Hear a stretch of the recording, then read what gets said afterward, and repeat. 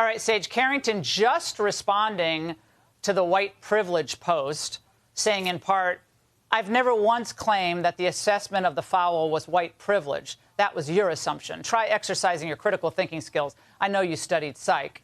I would never use that term as a rhetorical weapon, knowing the historical and social weight it holds without having the proper evidence to substantiate it.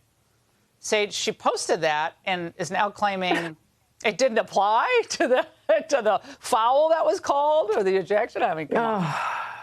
My goodness. Well, all the 101, right? You own the issue. They deep down know they've screwed it up. You explain it, and then you describe exactly what you're going to do to fix it. Quickly. They have gotten themselves into this position. What you said is... Next hair color.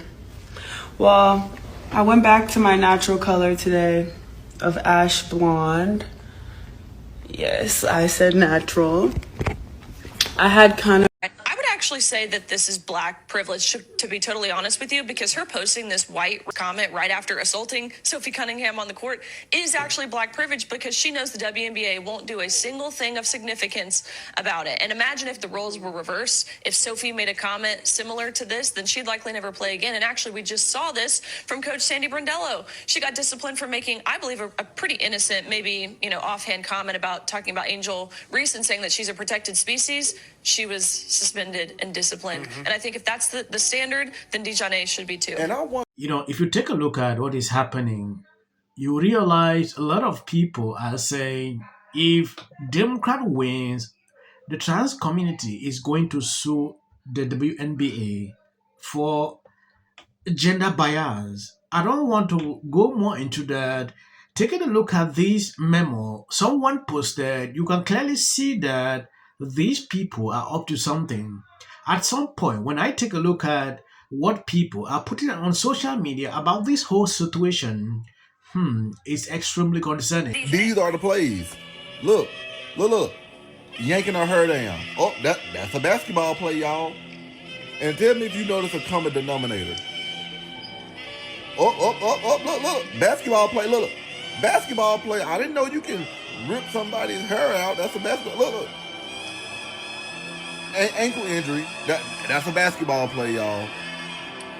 Look, poke right in the eye. It's not this many basketball plays in the world. There's not this many coincidences in the world. She went up like this and came down like this and poked an eye. Knocked her all upside her head. Now she got CT. Like, this is what you call a track record. Look.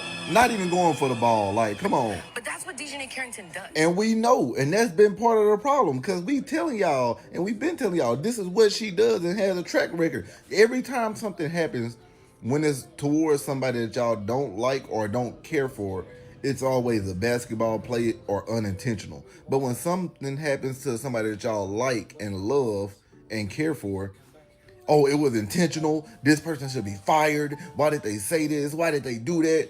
No, we can't play the pick and choose. We can't play when they do it, it's a problem, but when we do it, it's okay. No. Immediately this happened, this lady went on social media and started playing the victim, white privilege. And after she started receiving backlash everywhere on social media, she rushed again and put out a lengthy tweet. And on that tweet, she is now saying something contrary, like she did not say something like that. I don't know if this lady actually believes that people cannot reach her on the... taking a look at this, WNBA commissioner addresses trans athlete policies. A leaked memo from the WNBA commissioner, Cathy, outlines the league's approach to trans athlete participations following recent controversy. The memo states that the task force of team president and general managers will discuss the issue at a meeting next week. Elizabeth wrote that the league will always approach this topic thoughtfully, respectfully, and in alignment with the long-standing values of our league, while emphasizing that preserving the integrity of our game and ensuring fair competition will always remain among the league's highest priorities.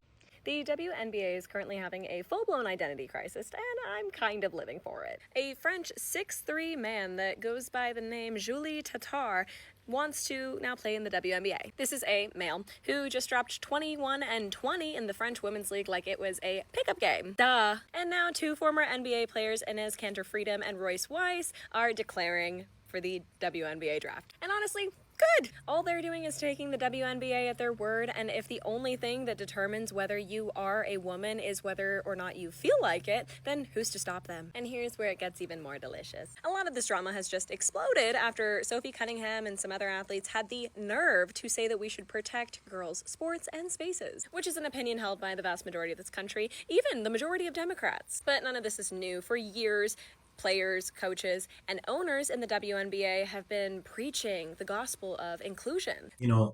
Let's be honest. Is this something we should sit and be discussing over and over? So these people don't know the definition of what is a woman. I don't know much about WNBA. I've been seeing it, but I don't really understand much about the whole sport. But I believe I have common sense to understand that biological men should not compete in women's sport. That's very simple. Some people see this as hate, but that is not. I watched one lady, she is actually putting out a whole video, talking how people are hating her doing this. To me, that should not be the point. It's triggering to see people taking this too far. Earlier this week, I made the announcement. I'm transgender. I'm a woman.